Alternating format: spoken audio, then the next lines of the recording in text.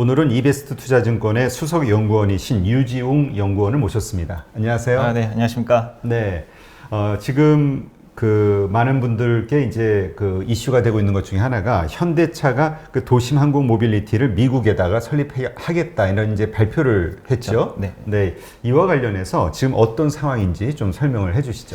일단은 이제 이번 주에 언론 보도를 통해서 이제 워싱턴 DC의 현지 모빌리티 법인을 이제 세우겠다라는 부분이 이제 공개가 됐고요. 이제 규모는 한 2천억 정도 이제 투자금이 들어가고, 사실 현대차가 이제 주축이 돼서 이제 그룹사가 전반적으로 참여를 하게 되는 거고요. 그래서 아무래도 이제 앞으로 이러한 형태의 이제 투자건들이 좀 더 계속해서 늘어날 것으로 저희는 이제 생각을 하고 있고요. 그 다음에 가장 이제 궁금해하시는 거는 이제 언제부터인가가 그렇죠. 될 겁니다. 그래서 저희가 예상을 하기로는 일단은 이제 지역별로 조금 다를 수가 있을 것 같고요. 이제 가장 먼저 현대차가 UAM 사업을 이제 진행하는 지역은 이제 미국이 될 것 같고요. 그 다음에 이제 유럽, 그 다음에 이제 한국, 이렇게 순차적으로 진행이 될 것으로 예상을 하고 있습니다. 네, 아무래도 이제 거기다 거점을 만든다는 건 거기가 아무래도 제일 큰 시장이라고 판단했기 때문이겠죠. 맞습니다. 이제 시장 자체가 이제 국내보다 미국이 훨씬 클 뿐만 아니고 이 사업을 하기 위해서는 이제 규제 당국에서 승인이 나야 되는데, 아무래도 그 미국에서 그리고 유럽에서 먼저 승인이 난 다음에 이제 국내에서 승인이 나는 것으로 저희도 절차를 이해를 이제 하고 있고요. 그래서 가장 이제 적극적으로 이제 정부 기관이 이제 진행을 하고 있는 지역이 이제 미국이라고 보시면 될 것 같습니다. 네.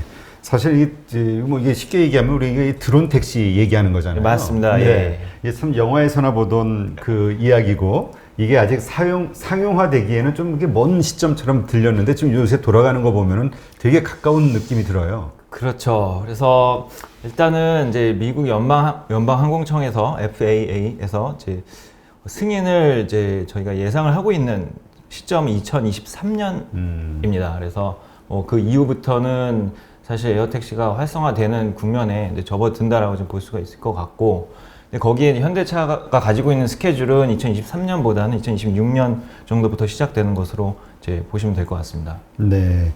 지금 그러면 현대차가 이렇게 뭐 움직이고 있는데 뭐 다른 글로벌 업체들도 여기에 많이 뛰어들고 있죠. 그렇죠. 예. 그래서 어떻게 보시면 되냐면 이제 자동차 업체들이 이제 UAM 사업에 뛰어드는 이제 형국이 있고, 그 다음에 이제 순수하게 스타트업 업체들이 있고요. 그 다음에 이제 기존의 항공사들 있죠. 이렇게 이제 크게 한 3개, 이제 4개 이제 집단으로 이제 클러스터를 좀 보시면 이해하시면 될 것 같고요. 그 다음에 이제 자동차 업체들 중에서는 누가 가장 본격적으로 이 사업에 뛰어들었냐, 이 부분이 아마 가장 궁금해 하시는 부분이고, 특히 아무래도 이제 글로벌 자동차 업체들이 자본력이 가장 강하다 보니까 사실 이제 뭐 속도를 순식간에 이제 올릴 수가 있죠. 그래서 지금 이제 현대차 같은 경우에는 자체 브랜드로 직접 진행을 하고 있습니다. 그리고 이제 도요타 같은 경우는 이제 조비 에이비에이션이라는 데다가 이제 지분 투자를 한 상태고요.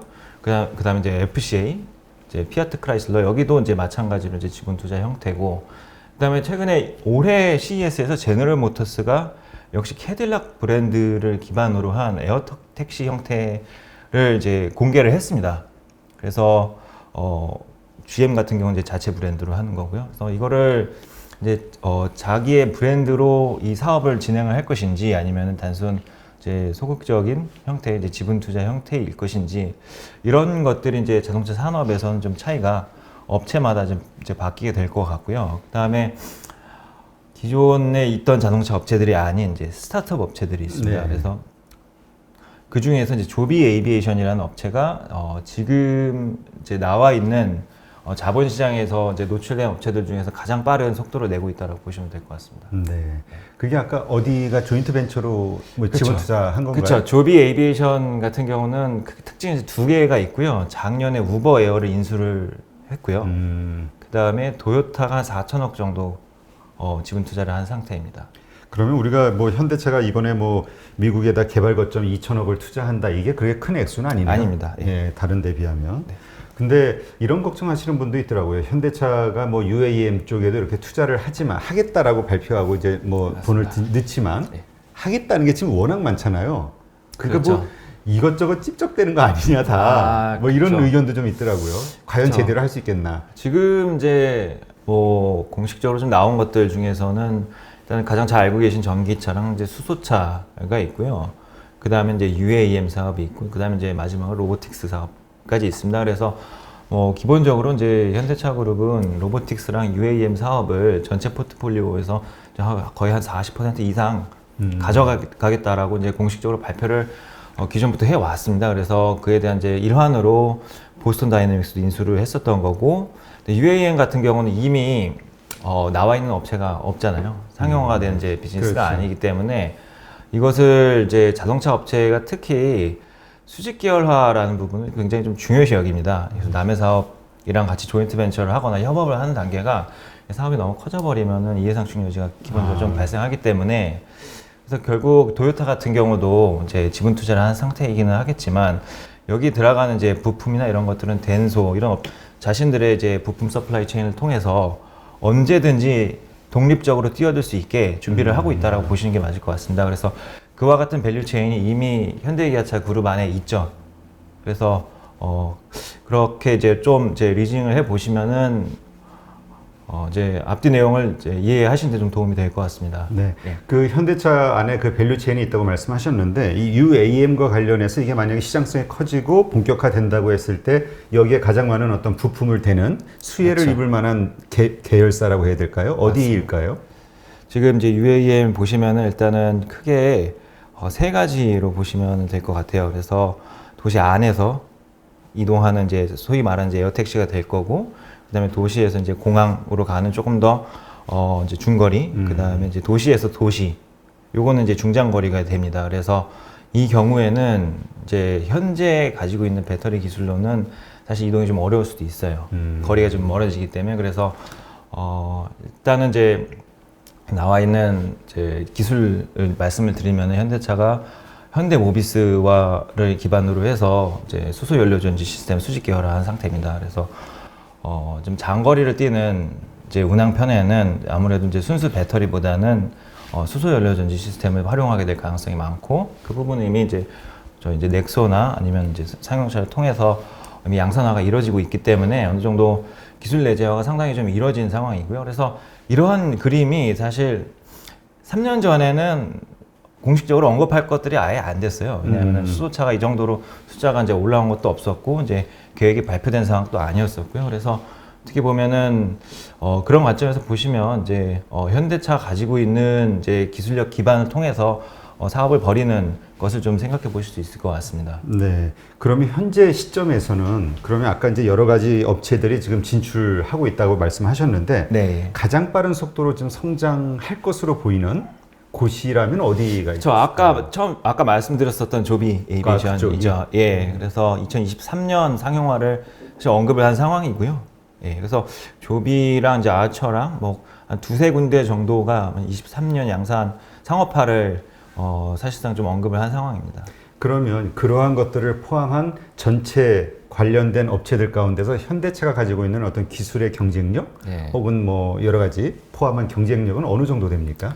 그래서 이것을 이제 어떻게 보면은 기체를 생산하는 부분이 있고, 이제 운영하는 노하우가 있고, 그다음에 이제 인프라, 이렇게 세 가지로 나눠진다고 보시면 되는데, 초반에는 이 시장에 진입을 하려면 사실 기체 생산에 대한 노하우가 있어야 돼요. 그렇죠. 예, 운영 사업 노하우만 가지고는 사실 아직 이루어지지 않은 일이기 때문에, 그래서 우버가 사실 운영만 이제 담당하기 위해서 우버 에어라는 사업을 했었는데, 사실 이제 손익분기점까지는 너무 이제 멀었기 때문에 작년에 이제 주주들 입장에서 좀 요구를 했었어요.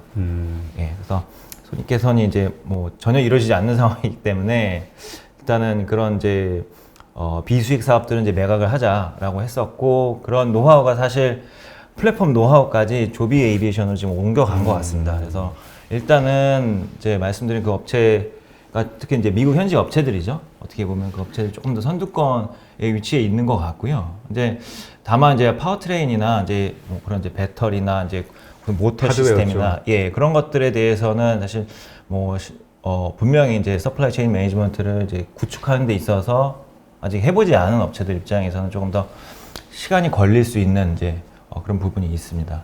그런 부분에서는 아무래도 현대차가 경쟁력이 있을 수 있다, 이렇게 봐도 그렇죠. 될까요? 예, 그렇죠. 예. 근데 뭐 지금 조비? 제가 예, 해설 어려워서 조비. 예, JOBY 조비입니다. 아, 그냥 조비라고 하면 예, 되나요? 예, 맞습니다. 이 조비도 근데 뒤에는 도요타 자동차가 있기 때문에 그렇죠. 좀 인베스터들이 굉장히 좀 많이 있습니다, 사실. 예. 절대적인 지분은 아닌가 보죠? 그렇죠. 그 중에서 제 가장 큰 스테이크고, 그래서 제가 말씀드린 게 도요타 입장에서는 초기에 이렇게 시작을 하고 경험만 나중에 했다가 그렇게 될 가능성이 굉장히 크죠. 예. 그렇군요. 그러면 이쪽 이 항공 모빌리티의 그 시장, 그러니까 성장성 이건 어느 정도 돼요? 나중에 어떤 예상되는 어떤 시장성이라든가? 그렇죠. 지금 전 세계적으로 자동차를 생산하는 비즈니스 기준으로 보시면 이제 자동차는 생산 비즈니스가 있고 판매 비즈니스 완전히 다릅니다. 그래서 생산 규모가 한 3,000조 정도 됩니다. 그래서 이것과 이제 비교를 해보면 이거는 근데 이미 다 성장이 끝난 시장이죠. 네. 예, 이게 이제 전기차로 이제 바뀌는 거라서 뭐 안에서 큰 변화는 있겠지만 어차피 3,000 유지가 되는 거고, 그 UAM은 지금 2040년 기준으로 좀 전망 기관들이 이제 숫자를 내놓은 기관들이 몇 군데가 있어요. 그래서 1,400조 정도 예상이 되고 있습니다. 근데 이 안에서 이제 기체 생산이랑 그다음에 사업 운영이랑 요게 다 들어가 있습니다. 예, 그래서 다 들어간 형태로 이제 1,400조고, 그다음에 뭐 물론 이제 2040년 이후에는 새롭게 계속 커지겠죠. 예, 아무래도 예, 그렇게 좀 보시면 될 것 같습니다. 네. 뭐 만만치 않네요, 시장이. 시장 규모가 이제 굉장히 커지기 때문에 지금 뭐 알려진 바로는 일단 사실 시장이 시작도 안 했는데 이쪽에 진입한 업체들은 전 세계적으로 한 300군데 정도 되는 것 같습니다. 근데 사실 이번에 좀 그 화제가 됐던 게 이항 때문에 그쵸, 예. 예.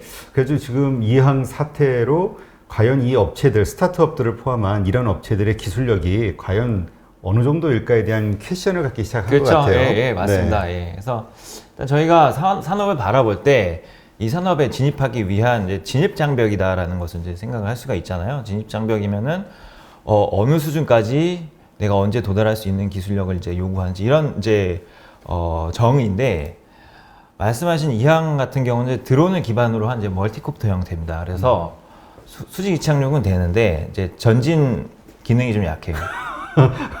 수직만 되면 그러니까 속도가 아, 사실 이제 도시에서 도시 가기에는 그렇죠. 좀 효율적이지 않다라는 거죠. 그래서 이제 현대차나 아니면은 이제 우리나라의 한화 시스템이나 그리고 아까 말씀드렸던 그런 이제 미국의 업체들, 이런 업체들이 추구하는 바는 사실 기체 제작 자체를 드론 형태로 하지 않습니다. 예, 그래서 고정이기라고 해서 사실 비행기에 가까운 형태인데, 이제 소위 말하면 이제 프로펠러죠. 이런 것들을 이제 돌리는 모터를 이제 로터라고 하는데, 로터 방향이 사실 수직 이착륙에만 이제 국한된 게 아니고 전진까지 이제 커버를 할 수 이렇게 있게. 했다가 이렇게 됐다 그렇죠. 해서 예, 틸트 로터라고 하죠. 그래서 그 이제 방식을 이제 좀 생산할 수 있는 여력 이런 것들을 보고 이제 좀 진입 장벽이라고 이제 표현할 수가 있을 것 같고요. 그래서 그 부분이 사실 가장 좀 어려운 이제 좀 과제라고 보시면 될 것 같습니다. 네. 하여튼 우리가 그 현대차란다. 그 테슬라도 참 뭐 논란이 많았지만 네. 딱 어떤 매출에 대한 그 증가세를 딱 보여주는 순간, 뭐 이익이 나오는 순간, 그점부터 그냥 확 10배 가까이 확 그렇죠. 튀어버렸잖아요. 그렇죠. 이것도 우리가 어떤 그런 정도의 기대감을 그 가시화되는 그 시점, 이거를 한 어느 정도로 볼 수 있을까요? 그래서 지금 공식적인 게 이제 화물 운송을 현대차 그룹이 이제 26년, 그 다음에 이제 실제 에어택시 28년 이렇게 뭐 공식적인 숫자는 그렇습니다만, 이제 예전부터 현대차가 계속 이런 이제 공식적인 이제 전략 계획을 내놓을 때는 사실 가장 보수적인 숫자입니다.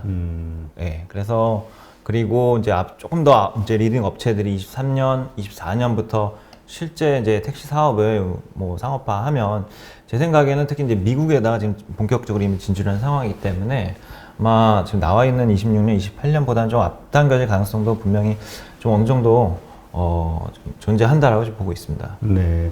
한 24년, 25년서부터 좀 주의 깊게 더 봐야 되겠네요. 그렇죠. 예, 네. 예, 그렇죠. 예. 지금 이번에 그 전기차 아이오닉 5 네. 그 판매 뭐 그 흥행에는 성공했다 이런 네, 얘기들이 맞습니다. 많은데 네. 어떻습니까? 지금 잘 되고 있는 건가요? 저 올해 국내 판매 계획이 25,000대였고요. 올해요. 예. 그리고 이제 첫날 사전 계약이 24,000대 정도 몰렸습니다. 그래서 뭐다 팔렸네, 뭐 네. 완판. 그렇죠. 근데 이제 뭐 시간이 지날수록 사실 이탈자들이 어느 정도 있긴 하기 때문에 근데 뭐 현대차의 기록으로는 일단 하루 만에 24,000대는 사실 뭐 거의 처음 있었던 일이기 때문에 흥행 말씀하신 이제 흥행의 관점에서 봐서는 상당히 성공한 것으로 이제 보셔도 될 것 같습니다. 네. 그러면 지금 아이오닉 5는 이게 뭐 보통 완전체로 보는 분들보다는 약간 실험적인 어떤 제품으로 보는 분들도 있던데요. 이게 계속 이 시리즈 이 아이오닉 5가 이 그 판매 대수 25,000대 이외에 추가로 제작이 돼서 판매될 가능성도 있나요? 아이오닉 5 5 말씀이신가요? 네. 아니면 다른 형태의 아이오닉 말씀? 아니 아이오닉 5. 그렇죠. 그게 이제 사실 현대차 주가에 있어서 상당히 핵심적인 부분이기도 그렇죠. 하죠. 왜냐하면 올해 아이오닉 5의 생산 계획이 이제 6만 대가 조금 넘습니다. 그래서 그 중에서 국내가 25,000대가 있고 지금 전기차 시장이 열린 곳이 유럽이랑 중국입니다. 네. 예, 그래서 유럽 판매 계획이 이제 맥사 3만 대 정도까지 있고요. 그 다음엔 나머지는 이제 중국이 있을 텐데 사실 중국은 현지 생산을 해야 됩니다. 그래서 올해는 진출하지 않는다라고 보시면 될 것 같고요. 남는 지역이 이제 미국인데 사실 올해 내수 25,000대, 그 다음에 뭐 유럽 3만 대 이렇게 해버리면 말씀하신 올해 계획을 다 채우는 거죠. 그래서 올해는 사실상 미국에는 10,000대 이상 배정되어 있지는 않아요. 그런데 미국에서 이제 지금 보시면 정권이 이제 교체가 됐죠. 하지만 그 후에 아직 적극적인 전기차 보조금을 이제 좀 더 늘린다던가 이러한 법안들이 발의가 된 상황이 아닙니다. 그래서 그런 것들이 좀 확실시되는 시점부터는 계획이 변경될 가능성이 크고 나아가 잠재적으로는 현지 생산을 하게 될 가능성도 있다고 보고 있습니다. 네. 그러니까 결국 뭐 한국도 보조금이 몇 천만 원 나오잖아요. 그렇죠. 예. 네, 그러니까 결국 정부에서 얼마큼 보조해 주느냐 정책에 따라서 이게 판매 성과가 달라지겠네요. 그렇죠. 미국도. 예, 맞습니다. 네. 아니 그 뭐 신재생 에너지 부르짖던 미국인데 왜 이게 빨리 안 되죠? 근데 이제 올해 보시면은 미국이 계속 인프라 투자를 계속 지속적으로 발표를 하고 있어요. 그래서 네. 최근에도 발표를 했고 앞으로도 더 큰 규모로 발표를 할 거고 그다음에 이제 지금 당장 신경 써야 될 게 사실 전기차뿐만이 아니고 뭐 여러 가지 이제 아마 스펙트럼이 좀 커지는 것으로 알고 있습니다. 그래서 그 중에 일부인 거고요. 예. 그래서 네. 저희는 그래서 이 시점 한 2분기 정도로 생각을 하고 있습니다. 근데 만약에 미국 정부에서 이제 그런 말씀하신 그 전기차 보조금 관련된 법안이 상정되거나 통과되거나 이거는 이제 또 현대차에게 호재가 될 수도 있겠네요. 맞습니다. 예. 예. 네. 알겠습니다. 네.